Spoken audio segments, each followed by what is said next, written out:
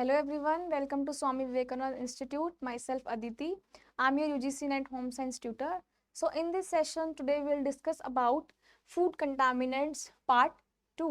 हमने part 1 already पहले discuss किया है जिसमें हमने बहुत सारी पॉइजनिंग कंटामिनेंट्स के बारे में रीड आउट किया था, हमने पढ़ा था व्हाट आर फूड कंटामिनेंट्स। तो फूड कंटामिनेंट्स क्या होते हैं? ऐसे कंटामिनेंट्स, ऐसे सब्सटेंस जो कि हमने इंटेंशनली ऐड नहीं करे जाते, जो कि फूड में during the processing, manufacturing, transportation, ये सारे प्रोसेस के द्वारा कभी भी फूड में आ सकते हैं। तो हमने डिफरेंट पहले वाले सेशंस में आप रिकॉर्डिंग देख सकते हो पहले वीडियोस की, उसमें हमने क्या करा था, हमने डिस्कस किया था बहुत सारे कंटेमिनेंट्स के बारे में। तो अब हम पहले हमने बहुत सारे कुछ एनिमल फूड्स के बारे में कंटामिनेंट्स पढ़े थे। Now today will discuss about the contaminants in plant food. तो ऐसे कंटामिनेंट्स जो कि प्लांट में प्रेजेंट रहते हैं और काफी बारी वो खुद रिलीज आउट हो जाते हैं, ऐसे कंटामिनेंट्स को हम क्या बोलते हैं? प्लांट फूड्स में हम इसको कंसिडर करते हैं। तो जो फर्स्ट जो फूड कंटामिनेंट है that is toxic amino acid. First इसमें जो आता है टॉक्सिक अमीनो एसिड्स आते हैं, जिसमें मेनली केसरी दाल आता है। तो केसरी दाल में अब हम कैसे इसमें टॉक्सिन आ जाते हैं? केसरी दाल को हम बोलते हैं लिथायरस सेटाइविस, जो इसका साइंटिफिक नेम है। इसमें क्या है, जो केसरी दाल लिथायरस सेटाइविस में, इसमें एक टॉक्सिक अमीनो एसिड प्रेजेंट होता है जिसको हम बोलते हैं BOAA, मतलब बीटा ऑक्सैलिल अमीनो एलानिन। तो ये जो BAA है ये क्या है? एक टॉक्सिक अमीनो एसिड्स है जो कि क्या कोज करता है? लिथायरिज्म डिजीज कोज करता है। लिथायरिज्म में क्या होता है, यहाँ पे जो लोअर लिम्स है उनका पैरालिसिस हो सकता है जब भी अगर हम इस दाल को कंज्यूम करते हैं। तो जब भी केसरी दाल को ह्यूमंस कंज्यूम करते हैं काफी बारी उसमें आपके पास BOAA, जिसको हम बोलते हैं बीटा ऑक्सैलिल अमीनो एलानिन, ये टॉक्सिन रिलीज हो जाता है जो कि पैरालिसिस कोज करता है। मेनली लोअर लिम्स में पैरालिसिस हो जाता है। अब जो ये वाला टॉक्सिन है BOAA, दिस इज एक्साइटोटॉक्सिन। एक्साइटोटॉक्सिन होता है जिसमें जो कि रिलीज हो, ऐसे टॉक्सिन्स जो रिलीज आउट हो जाते हैं जल्दी, उसको हम बोलते हैं ऐसे टॉक्सिन्स एक्सिटोटॉक्सिन्स। मेनली जो BOAA है दैट इज एक्सिटोटॉक्सिन, जो कि बॉडी में जाके बाहर टॉक्सिन है फिर हमारी बॉडी में जाके क्या करेगा? हार्म करेगा। जनरली नर्वस सिस्टम को इफेक्ट करता है और पैरालिसिस कोज करता है। पेन हो सकता है नी में, एंकल में, वॉकिंग में डिफिकल्टी, ये सारे सिम्टम्स हमें जनरली देखने को मिलते हैं अगर हम कौन सी दाल कंज्यूम करते हैं? केसरी दाल, विच इज लिथायरस सेटाइविस। कौन सा अमीनो एसिड रिलीज होता है उसमें? BOAA, सॉरी कौन सा टॉक्सिन रिलीज होता है? BOAA टॉक्सिक, वो भी अमीनो एसिड ही है, बीटा ऑक्सैलिल अमीनो एलानाइन। तो ये है आपका toxic amino, first toxic amino acid, जो कि क्या कॉज करता है? लोअर लिम्स को पैरालिसिस या फिर वॉकिंग में डिफिकल्टी, नीज में पेन। तो ये सारा इस टॉक्सिन की वजह से हो सकता है। Next is toxic alkaloids. Alkaloids होते हैं जो आपके नाइट्रोजन हाइड्रोसाइक्लिक कंपाउंड्स होते हैं, मेनली किस में मिलते हैं? जैसे आपके पास कार्बोक्सिलिक एसिड में सिट्रिक एसिड आ गया, लैक्टिक एसिड आ गया, ये इन जनरली इसमें आपको टॉक्सिक एल्केलॉइड्स देखने को मिलते हैं। अब जो एल्केलॉइड्स है, एल्कोलॉइड जनरली हम प्लांट बेस्ड फूड में देखते हैं, जैसे हमारे पास टमाटोज आ गए, पोटैटोज आ गए, एग प्लांट्स आ गए। मैंने आपको पहले भी बताया हुआ है, जैसे पोटैटो में ग्रीन कलर हो जाता है या फिर पोटैटो की बिटरनेस हो जाती है, that is due to the presence of alkaloids. तो उसमें क्या है, जैसे अगेन सोलेनिन आ गया। सोलेनिन हमारा पोटैटोज में ऐसा टॉक्सिन प्रेजेंट रहता है जिसकी वजह से बिटर फ्लेवर आ सकता है, विच is a alkaloid. Next is जो प्लांट टॉक्सिक एल्केलॉइड्स है, ये जनरली यूज हम या तो ह्यूमंस के तो हार्मफुल होंगे बॉडी में जाएंगे, तो जनरली ये आपके यहाँ पर इंसेक्ट, पेस्ट, इनके लिए भी हार्मफुल हो सकते हैं। तो this is toxic alkaloid. Second, third is, हाँ अभी अभी क्या है, जैसे हम पोटैटो, इधर लिखा हुआ है to reduce the production of toxin. अगर हम पोटैटोज की बात करें तो जब भी हम अब हमने यहाँ पे कौन सा कंट्रोल लगाया? स्टोरेज लगाया, कि जब हम पोटैटो को स्टोर कर रहे हैं तो हमें क्या करना है? उसको हमेशा कैसी कंडीशन में स्टोर करना है? डार्क, कूल और ड्राई कंडीशन में ताकि वहां पे क्या है, जो सोलानिन प्रेजेंट है उसकी टॉक्सिसिटी रिड्यूस हो जाए। नेक्स्ट जो है, अब जो ये कंटामिनेशन है वो किसी भी स्टेज पे हो सकते हैं। अब अगर हम पोटैटो या टमाटो की बात करें तो वहां पे टॉक्सिन कब हो सकता है भाई, या तो जब आप उसको हार्वेस्ट कर रहे हो तब भी वो टॉक्सिन रिलीज हो सकते हैं, या फिर आप उसको किसी भी चीज के साथ मिक्स कर रहे हो, ठीक है, आप अपनी फूड को प्रोसेस कर रहे हो, उस टमाटर या पोटैटो का यूज कर रहे हो, प्रोसेसिंग कर रहे हो, उससे कुछ भी बना रहे हो, तो वहां पे भी ये टॉक्सिन जो रिलीज हो जाता है। नेक्स्ट जो आपका ग्लाइकोलाइड है, दैट इज आर्जीमोन मैक्सिकाना। जो आर्जीमोन मैक्सिकाना के सीड है, ये कैसे टॉक्सिसिटी क्रिएट करता है, जो आर्जीमोना मैक्सिकाना का सीड है वो इधर आपका जो मस्टर्ड सीड आता है उससे रिजेंबल करता है, मतलब मस्टर्ड सीड जैसा दिखता है। तो जब भी हम मस्टर्ड सीड को हार्वेस्ट करते हैं तो काफी बारी क्या होता है, जैसे वो तो मस्टर्ड सीड की तरह दिखता है तो हम क्या करते हैं उसमें डिफरेंस पता नहीं कर सकते, तो काफी बारी हार्वेस्टिंग के टाइम पे वो मस्टर्ड सीड के साथ आर्जीमोन मैक्सिकन का सीड आ जाता है।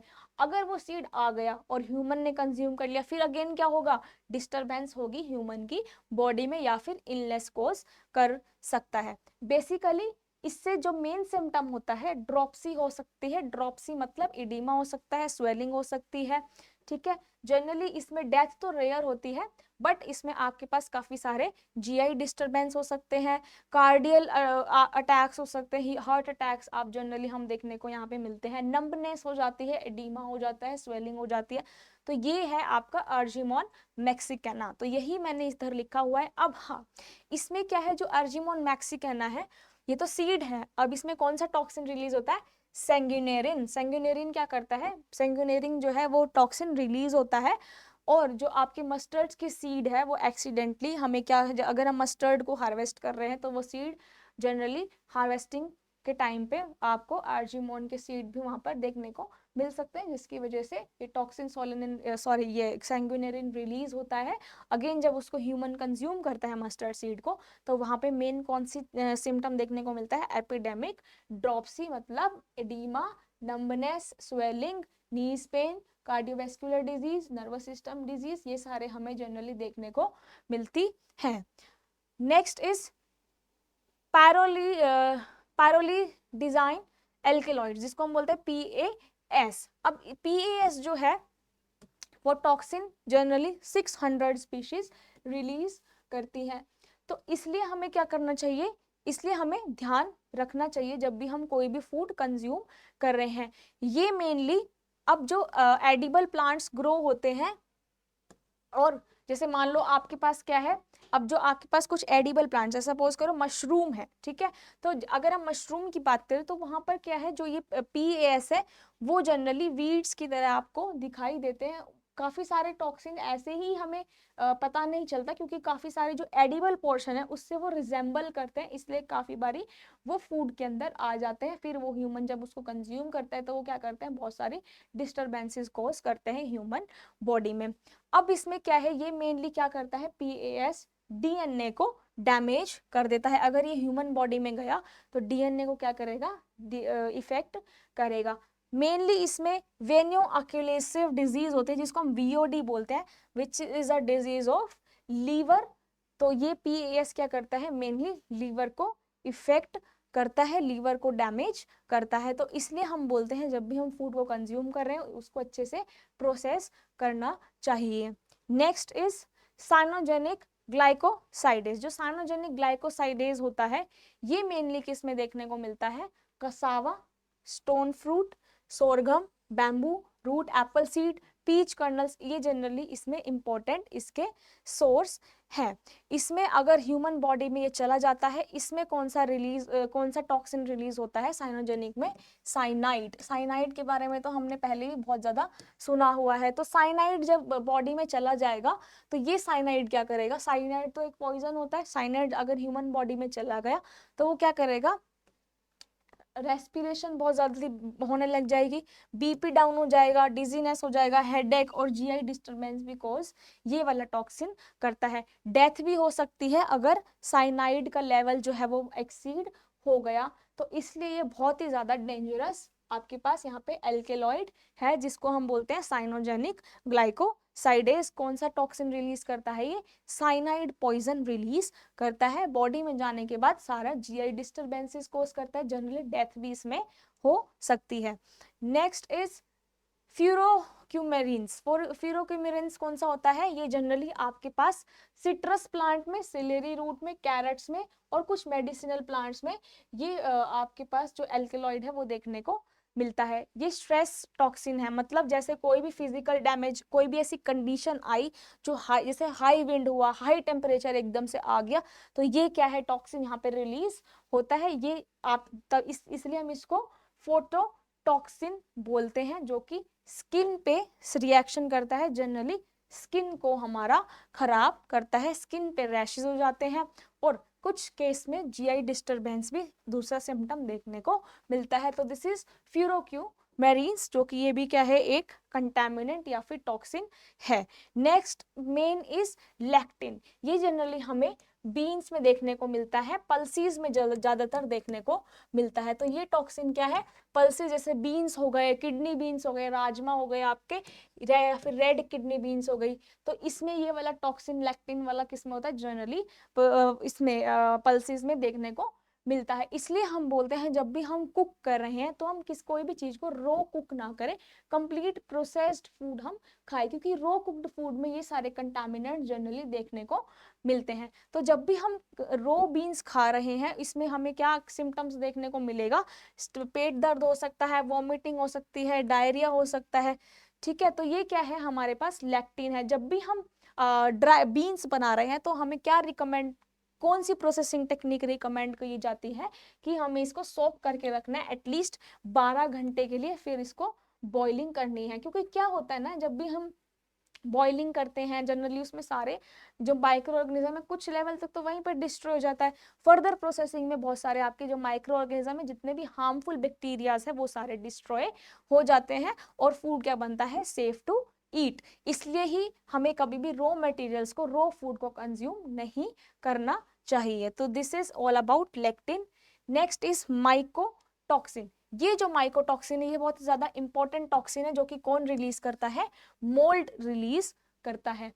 तो अब जैसे आपके पास ये जनरली ड्राई फ्रूट हो गया, सीरियल्स हो गए, नट्स हो गए, इनमें जनरली देखने को मिलता है। अगर जैसे ह्यूमिडिटी का कई बार क्या होता है, रेनी सीजन में ह्यूमिडिटी बढ़ जाती है, तो वहां पे ड्राई फ्रूट्स जो है उसमें क्या होता है, वो बहुत ही ज्यादा ह्यूमिड, उसमें मॉइस्चर बढ़ जाता है, ह्यूमिड हो जाता है, ह्यूमिडिटी बढ़ जाती है। तो उस केस में काफी बारी माइकोटॉक्सिन्स रिलीज, वहां पे मोल्ड ग्रोथ हो जाती है, जब अंडर आप उसको कंट्रोल नहीं रखोगे, ह्यूमिडिटी बढ़ गई, तो वहां पे भी क्या है, काफी बारी मोल्ड्स ग्रो हो जाते हैं। और वो मोल्ड कौन सा रिलीज करते हैं, टॉक्सिन, माइकोटॉक्सिन वहां पे जनरली रिलीज आउट होता है। और जब इसको ह्यूमन कंज्यूम करता है तो वो बहुत सारी सीरियस हेल्थ प्रॉब्लम कोज कर सकता है। मेनली जो माइकोटॉक्सिन कौन सा रिलीज करते हैं, अल्फा टॉक्सिन। ये बहुत ही ज्यादा इंपॉर्टेंट क्वेश्चन है, कौन सा माइकोटॉक्सिन जो है वो रिलीज होता है मोल्ड के द्वारा, which that is alpha toxin. अब जो ये अल्फा टॉक्सिन है ये क्या करता है, अल्फा टॉक्सिन कौन प्रोड्यूस करता है, अल्फा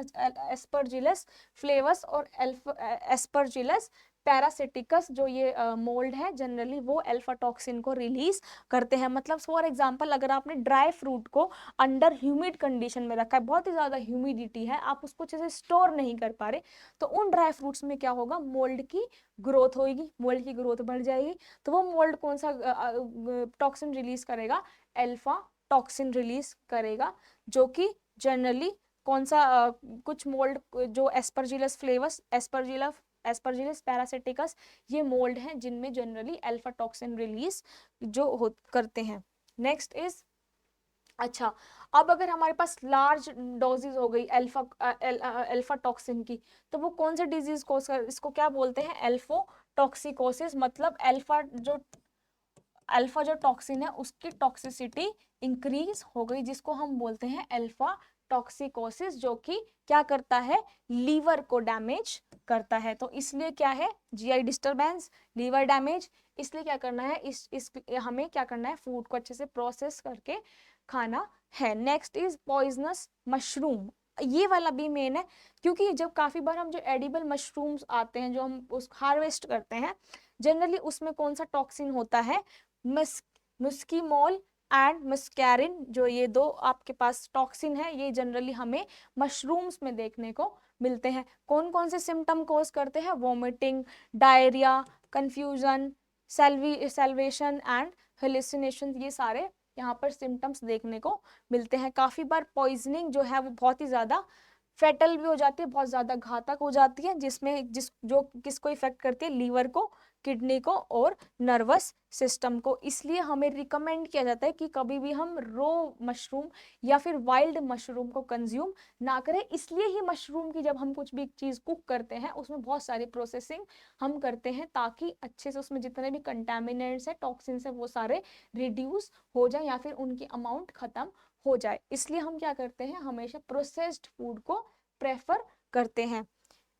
नेक्स्ट इज, ये आपके यहाँ पर कुछ कलर पिगमेंट्स है, वो क्या थे? फूड कंटामिनेंट्स थे, जो कि अलग अलग फूड में, प्लांट फूड में हमने देखे। तो ये है कलर पिगमेंट्स। तो ऐसे पिगमेंट्स, ऐसे कलर पिगमेंट जिनकी वजह से उस फूड का कलर आता है, इसको हम क्या बोलते हैं? फूड पिगमेंट्स बोलते हैं। तो जो इस फूड पिगमेंट में जो येलो कलर आता है पपाया का, अब जो भी बहुत सारे फ्रूट्स है, वेजिटेबल्स है, उसमें क्या है? पिगमेंट्स किसकी वजह से, जो कलर्स होते हैं, जो कलर्स आते हैं उसमें, वो किस पिगमेंट की वजह से होते हैं? तो यहाँ पर मैंने कलर पिगमेंट्स मेंशन करा है। तो जो येलो कलर होता है पपाया का, that is due to the caricaxanthin. इस ये आपको सिर्फ याद करने के अलावा और कुछ इसमें टेक्निक नहीं है, ये सारे पिगमेंट्स आपको लर्न करने पड़ेंगे ही पड़ेंगे। तो इसमें क्या है? जो येलो कलर आता है पपाया का, that is due to the presence of caricaxanthin pigment. Redness किसकी वजह से आती है एप्पल में? Due to the anthocyanin. Tomato का रेड कलर क्यों होता है? Due to the presence of lycopene pigment. Red colour जो चिली में आता है, that is due to the capsanthin. और जो आपके पास पंजेंसी आती है, जो ओडर आता है उसका, जो मिर्ची का जो तीखापन आता है, that is due to the capsaicin. अब ये दो तरह के हैं जो कि चिली में पिगमेंट प्रेजेंट रहती है। एक तो कलर के लिए रिस्पॉन्सिबल होता है और दूसरा पंजेंसी के लिए। एक कैप्साइंथिन है, एक कैप्सिन है।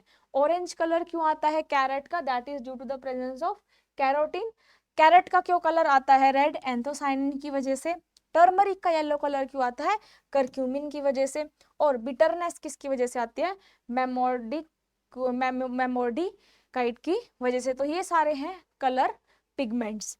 नेक्स्ट जो कलर पिगमेंट्स है, दिस इज बिटरनेस जो आती है कुकुम्बर में, कड़वापन जो आता है कुकुम्बर में, that is due to the cucurbitacin. ये सारे जो है आपके पास कलर पिगमेंट्स है। येलो कलर क्यों होता है अनियन का?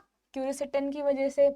रेड कलर क्यों आता है अनियन में? एंथोसाइनिन की वजह से। पंजेंसी किसकी वजह से आती है? जो आपका पंजेंसी, जो स्मेल आती है अनियन में, जो तीखी हुआ, जो आपकी आंखों में लगती है, जो जिसमें पंजेंसी होती है, वो किसकी वजह से होती है pungency? Allyl propyl disulphide की वजह से होती है। रेफेनस जो है उसमें किसकी वजह से होती है? आइसोसाइनेट की वजह से होती है। मस्टर्ड में पंजेंसी किसकी वजह से आती है? ग्लूकोसिलेट्स की वजह से पंजेंसी आती है। गार्लिक में क्यों आती है? जो गार्लिक उसमें किसकी वजह से आती है? लहसुन में डाई एलाइल डाइसल्फाइड की वजह से पंजेंसी प्रोड्यूस होती है। ग्रीन कलर क्यों आता है पोटैटो का? ये मैंने अभी डिस्कस किया था, सोलेनाइन, जो कि क्या था यहाँ पे? टॉक्सिन था, इसकी वजह से पोटैटो का ग्रीन कलर आ रहा था। ग्राम लीव्स का जो खट्टापन होता है, सॉर टेस्ट होता है, वो किसकी वजह से आता है? Due to the presence of malic और ऑक्सैलिक एसिड। इसमें टमाटो में भी होता है ऑक्सैलिक एसिड, जिसकी वजह से उसका सोर टेस्ट आता है। पेपर में जो आपके पास है वो कौन पंजेंसी किसकी वजह से आती है? जो मिर्च होती है, काली मिर्च, ब्लैक पेपर, उसमें पंजेंसी किस वजह से होती है?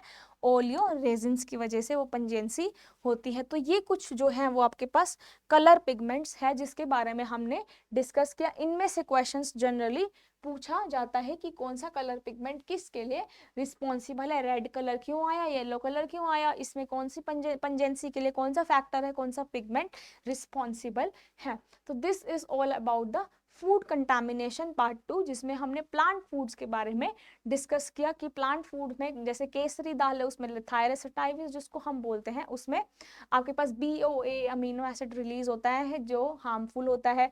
फिर उसके बाद हमने कुछ ऐसे टॉक्सिन्स पढ़े, मशरूम के टॉक्सिन पढ़े, या फिर हमने ऐसे प्लांट के टॉक्सिन पढ़े जो कि जैसे हमने आर्जिमोन सीड पढ़ा जो कि मस्टर्ड सीड से रिजेंबल करता है, हार्वेस्टिंग के टाइम पे आ जाते हैं, तो ये सारे हैं फूड कंटामिनेंट्स। इसलिए हमें ये प्रेफर किया जाता है कि कभी भी रो फूड को कंज्यूम ना करो, रादर उसको प्रोसेस करो और अच्छे से सारी प्रोसेसिंग टेक्निक का अप्लाई करो, सारे इम्प्लीमेंटेशंस एंड प्रैक्टिसेस को अप्लाई करो, ताकि हमारा जो फूड है दैट इज हम ताकि वो फूड कोई भी हमारी बॉडी में इलनेस कोज ना करे। यहाँ पर भी हमने बहुत सारे सिम्टम्स पढ़े जिसमें मेनली काफी बार क्या है, डेथ भी हो सकती है। जनरली एल्केलॉइड्स में हमने डेथ के बारे में भी पढ़ा कि अगर आप ज्यादा टॉक्सिन बॉडी में रिलीज होता है ना, तो वो क्या होता है, हमारी बॉडी वहां पर बॉडी में एक्यूमुलेट होना स्टार्ट हो जाता है। जब बॉडी में एक्यूमुलेट होना स्टार्ट हो जाएगा तो वो क्या करेगा, यूजुअली हमें अनयूजुअल सिम्टम्स देखने को मिलते हैं जिसमें डेथ के चांसेस भी काफी बारी बढ़ जाते हैं। फिर हमने कलर पिगमेंट्स के बारे में डिस्कस किया जिसमें बहुत सारे पिगमेंट्स हैं जो कि अलग अलग चीज के लिए रिस्पॉन्सिबल है, कौन सी पंजेंसी के लिए रिस्पॉन्सिबल है, कौन सी बिटरनेस के लिए रिस्पॉन्सिबल है, कौन सी पिगमेंट्स के लिए जनरली रिस्पॉन्सिबल है। तो इन दिस सेशन हम ये वाला सारा पोर्शन आपके काफी बारी एग्जाम में पूछ लिया जाता है, जिसमें काफी बारी कंटामिनेंट्स के बारे में पूछा जाता है, कलर पिगमेंट्स के बारे में भी पूछ लिया जाता है। तो this is all about the colour pigments and food contamination of plant based food. Thank you so much and take care.